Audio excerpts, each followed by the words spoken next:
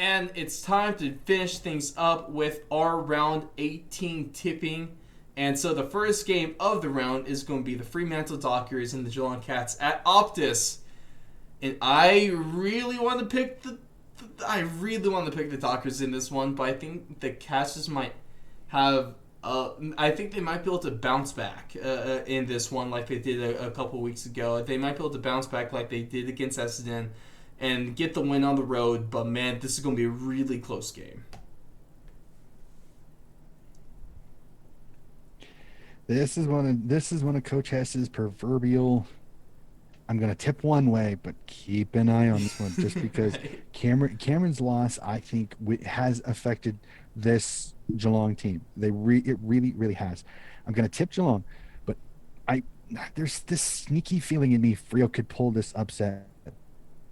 Freo, their midfield is healthy, they're hungry. Sean Darcy, I think, is going to have a field day against whoever Geelong puts in the ruck on this one. Mm-hmm. So I think this could give Freo first chance of the footy, which I think really disadvantages an older, more physical style of midfield and Danger and Selwood and Guthrie and some of the midfield of Geelong.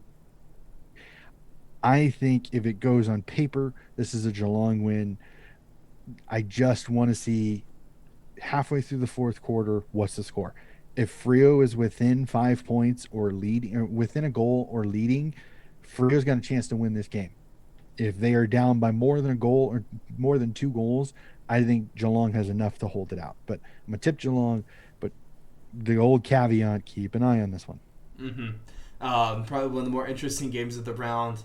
Next one is going on over to the MCG. We got the Richmond Tigers and the Brisbane Lions. I think the Brisbane Lions get a solid bounce back win here, and Richmond drops their fifth game in a row. Even without Hipwood, I have not liked the way this Richmond defense has looked with so many injuries. New players have not transitioned into the team as well as previous times with injuries before, and I think it continues. The MCG has not been the hunting ground for Richmond that it has been years before. I think Fagan finds a way to band this team together. They use Danaher, they use Cameron, they really get McStay to have a big game, and I think the Lions win this one. I think Richmond stays in this. I don't think this is a blowout, but I think Mm-hmm. the Brisbane Lions take home Richmond, and I think they really put Richmond's season chances of making the finals on the ropes. Yeah, and this could really just be the KO punch of Richmond's season here. Next one is another Sydney Derby. We got the GWS Giants and the Sydney Swans. This one's going to be over at Mars Stadium. And although derbies are always fun, they're always close, they're always tightly contested. And GWS does typically play up with competition as much as they play down to it. But man, I think the Sydney Swans team is just on too much of a tear, and I don't see the Giants being able to beat them twice in one season.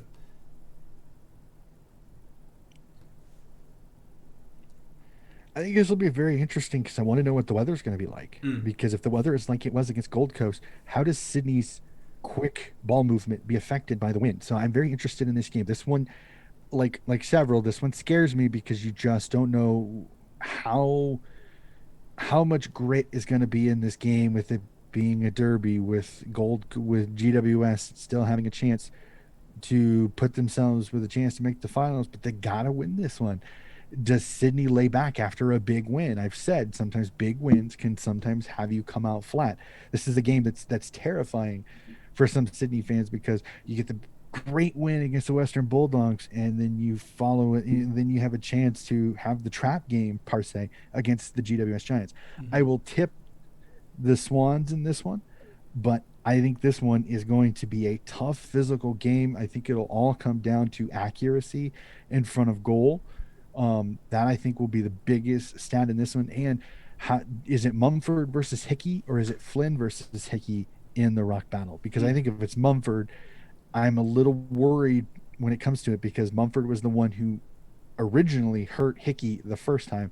So will there be adjustments? Will there be hesitation by Hickey when going up in some of these ruck battles after the knee on knee collision that nearly took Hickey out of this lineup for a long time? Mm-hmm.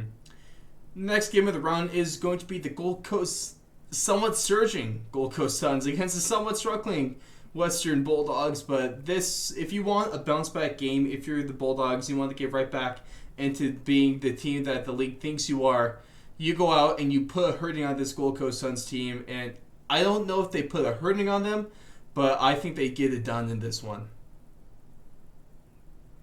I think the Duggies win this one, but again, Gold Coast is surging. They're playing much, much better. I think this is going to be a competitive game. I just think the Dogs have just a tiny bit too much. I think they're going to come out fit and firing. I think this will be a nice, nice performance and a nice bounce back win for the Doggies.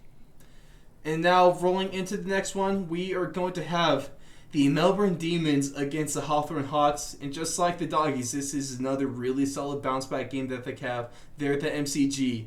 Melbourne gets it done, and they almost have to get it done if they want to, hold out hopes and keep the claim that they're the top team in the league.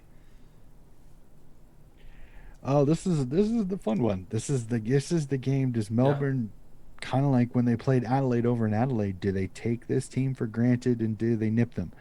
Melbourne should win this on paper, Mm-hmm. on the field, anywhere. I mean, anywhere. Melbourne should win this game. But Hawthorn just I want to see how they respond after a lackluster performance after the secession plan explanation Mm-hmm. with Clarko. Mm-hmm. Did it take the air out of the sails of a Hawthorn team that I thought was playing well? Unfortunately, it sounds like CJ Jath is done, could be potentially done for the year with a PCL strain. Unfortunately, so I think that really, really hurts Hawthorn's defense because he was such a great rebounding halfback. This should be a game Melbourne should win this easily. This should be a nice percentage booster for them.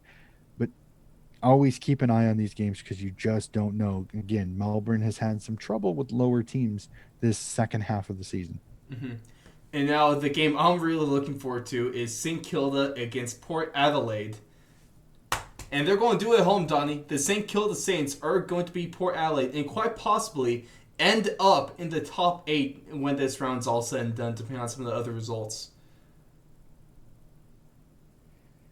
All right, I'm not the only one. I Right? took the Saints too. I at home at Marvel Stadium. They play Marvel Stadium really well.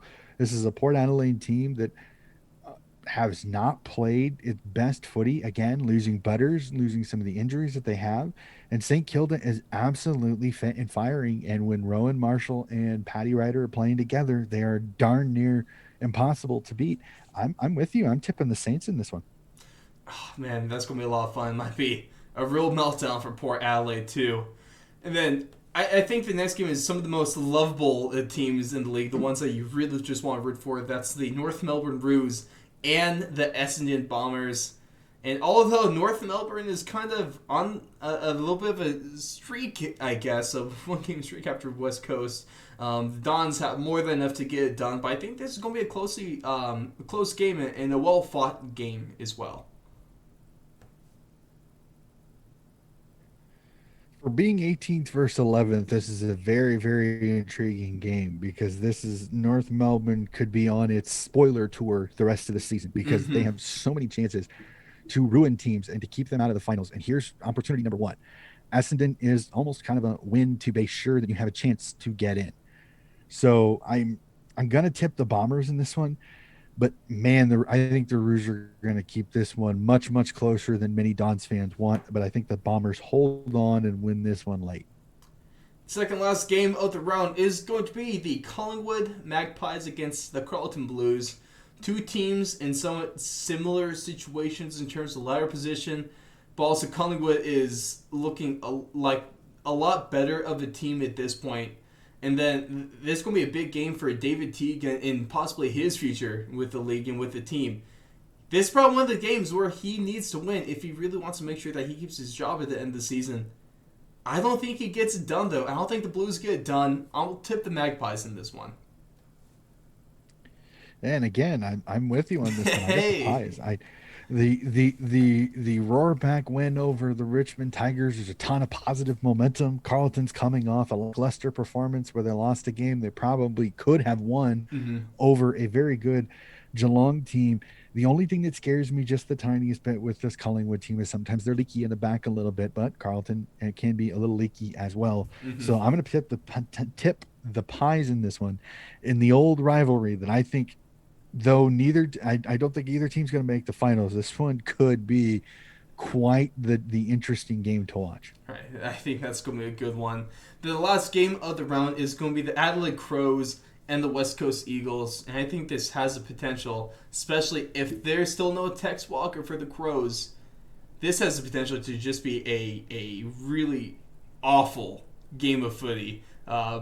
With if there's no Tex Walker, I'll tip the Eagles on this one, even though Adelaide does play the oval pretty well.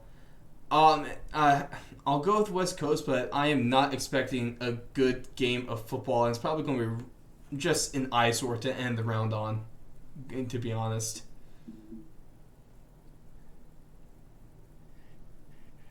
I believe Tex Walker should off of this last game just to be safe. Um, I'm I'm tipping Adelaide in this one. I have completely lost all faith in the West Coast Eagles. Losing at home against the North Melbourne Roos, I think, is the proverbial straw on the camel's back. And with West Coast's absolutely abysmal road record this year, Mm-hmm. I can't. Even if Tex doesn't play, I still think there's more effort and intensity on the Adelaide side than there is on this West Coast team after that dismal performance against North Melbourne. Yes, North Melbourne is playing better than the 18th team in the league, but I just I have very little faith in this West Coast team right now. I'm gonna Rose. Yeah, I got no faith in West Coast. I have no faith in Adelaide without Taylor Walker. So, it's gonna be one of those games where which one do you have the least amount, the most of the least amount of confidence in? I guess is a really ugly way to put it. Obviously, going to be something really interesting to see.